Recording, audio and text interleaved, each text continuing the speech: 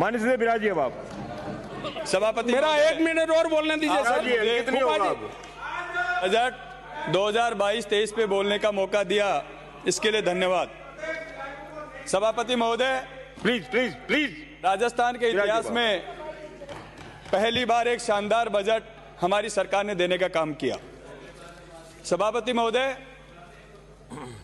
अभी पूरे दिन से जो मैं बजट पे बहस सुन रहा था, पक्ष और प्रतिपक्ष की, अच्छी बात का हमेशा प्रतिपक्ष को भी समर्थन करना चाहिए।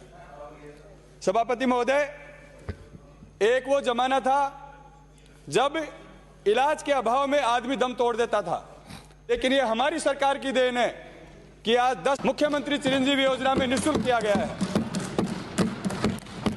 सभापति महोदय, बाहर के स्टेटों के लोग भी राजस्थान की मेडिकल सुविधाओं से इतने खुश हैं कि यहां पे इलाज कराने के लिए आते हैं। सभापति महोदय, इसके अलावा पिछले बजट में जब डिमांड चल रही थी, मैंने एक मांग की थी कि सबसे ज्यादा पीड़ित अगर कोई व्यक्ति है प्लीज साइलेंस, तो इस राजस्थान में विधवा और उसके बच्चे जो पालनहार योजना में आते हैं। सभापति महोदय, हम राजनीतिक लोग हैं, रोज कहीं ना कहीं मौत मरण में हम लोगों का जाना होता है।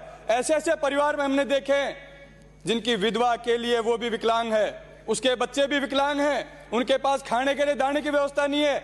आज पहली बार मैं धन्यवाद देना चाहता हूं माननीय मुख्यमंत्री महोदय को कि पालनहार योजना में 5 गुना पैसा उन्होंने किया है। सभापति महोदय, किसी गरीब औरत के बेचारी के विधवा के 2 बच्चे हैं, आज उनको 5,000 रुपए महीने का 2,500 रुपए मिलेगा, उसको विधवा पेंशन मिलेगी, उसको किसी की तरफ देखना नहीं पड़ेगा। सभापति महोदय, एक समय होता है जब कोई गरीबी में जब कोई व्यक्ति होता है, सगे रिश्तेदार भी उसका साथ छोड़ देते हैं, लेकिन राजस्थान की सरकार ने, कांग्रेस पार्टी ने उन गरीबों का, उन विधवाओं का साथ नहीं छोड़ा। सभापति महोदय, मैं इसके लिए बहुत, क्योंकि पिछली बार मैंने बहुत ज्यादा इस बात पे बोला था कि चाहे एमएलए एमपी हमारी तनख्वाह काट लीजिए, लेकिन पालनहार और विधवा पेंशन का पैसा बढ़ाइए।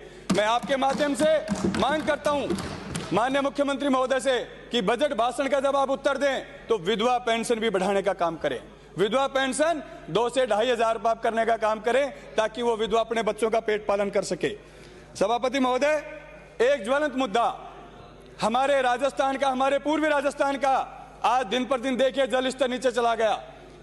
ईस्टर्न कैनाल की जो हमारी मांग, जो काफी सालों से मांग चल रही है, सभापति महोदय, आज जल जीवन मिशन में बोरिंग खुद रही है गांव में, लेकिन वो बोरिंग भी सूखी कट रही है।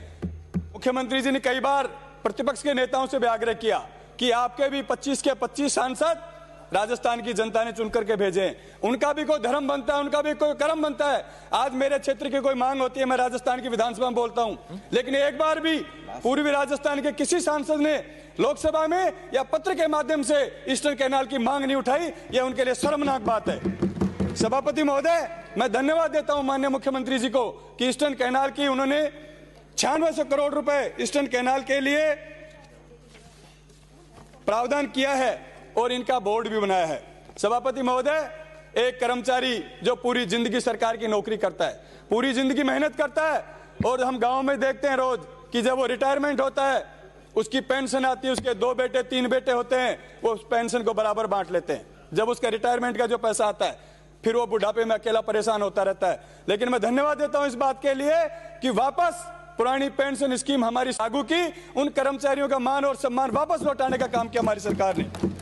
सभापति महोदय,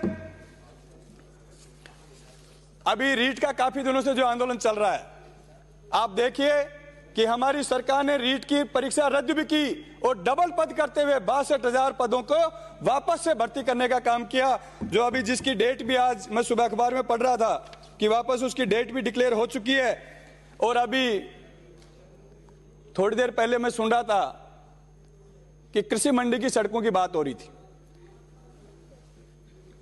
साथियों, आज मैं आपको बताना चाहता हूं कि कृषि मंडी में जो पिछले 2 साल के हालात थे, जो काले कानून मोदी जी लेकर के आए थे किसानों के खिलाफ, उससे कृषि मंडी की आय खत्म हो चुकी थी। मैं कई बार मंडी से मेरा भी नाता पड़ा, मैं भी कई बार सड़कों के लिए मैंने बात की। उन्होंने कहा हमारे पास ये कानून आने के बाद कर्मचारियों को तनख्वाह देने के पैसे नहीं है। ये तो धन्यवाद देता हूं उन किसानों को, उनकी शहादत को नमन करता हूं कि उनकी शहादत की वजह से वापस वो काला कानून मोदी जी को वापस लेना पड़ा। जिन किसानों को खालिस्तानी बताते थे, जिनको आतंकवादी बताते थे, उन्हीं किसानों के आंदोलन की मजबूरी और यूपी और पंजाब के चुनाव को देखते हुए भारतीय जनता पार्टी को वापस झुकना पड़ा और उस कानून को वापस लेना पड़ा। मैं नमन करना चाहता हूं उन किसानों को जिन्होंने बलिदान इस आंदोलन में दिया। और इसके अलावा जो विद्युत कनेक्शन, जो हमारे किसान भाई लगातार जिन कनेक्शनों को लेकर के परेशान रहते थे कि 2012 तक के कनेक्शन देने का जो पहले प्रावधान था उसको बढ़ा करके आज तक 2022 तक के जो भी जितने भी कनेक्शन